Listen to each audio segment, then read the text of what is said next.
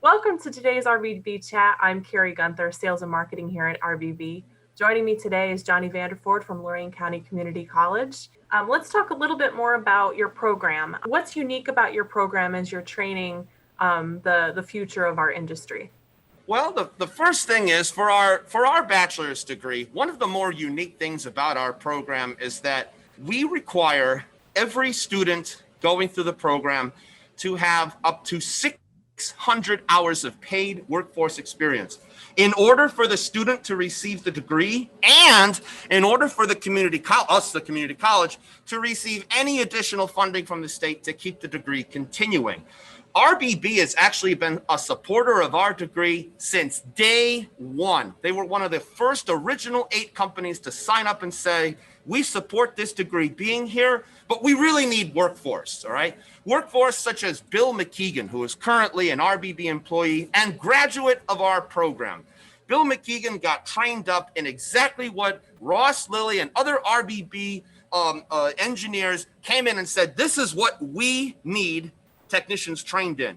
So that's what I did in the classrooms, is train Bill and other students up in all the exact same processes so that they've all got a chance in terms of being hired in. And then we work with RBB's HR folks. We see career opportunities such as the one that I saw posted last week and spread that out to every student in the program, every alumni. And we make sure that we show the students, hey, see the skills that you're getting trained in?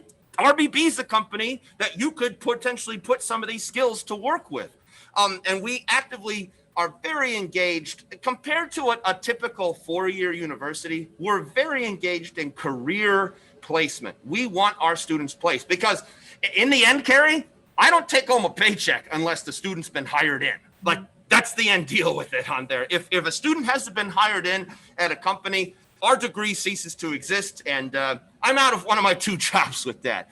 So that's one thing that makes us pretty unique. But the other thing that honestly makes us unique is the hands-on training that we provide. There are plenty of universities that offer electronics classes, and a lot of these places, they have excellent theory, design classes, everything like that. We do teach some of those classes in here, but a majority of the core classes are all about getting students to work on an assembly line, right? It's one thing to say, I've watched a video of someone riding a bike, therefore I know how to ride a bike. It's another thing to say, I can ride a bike because watch me go. You got to ride a bike, you got to get on the bike and ride it if you're going to learn how to do it. That's our teaching motto here.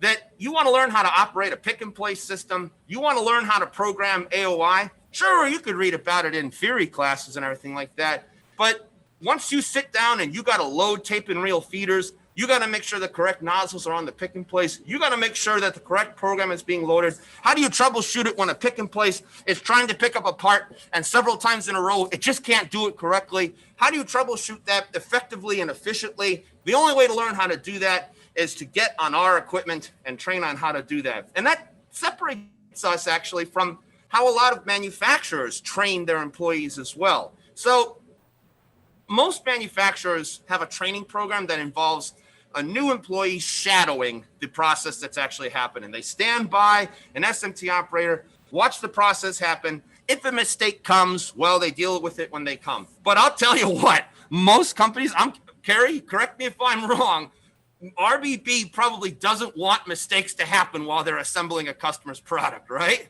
Correct. Yeah. Now, we, on the other hand, we're terrible instructors because we force the mistakes. We purposely give the students incorrect programs and say, look, you got an hour to figure this out in terms of like, how do you get the line operating again, right?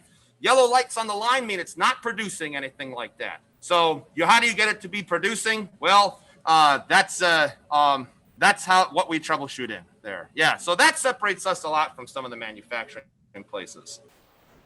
Great. Thanks so much for talking with us today, Johnny. We really appreciate it. Yeah,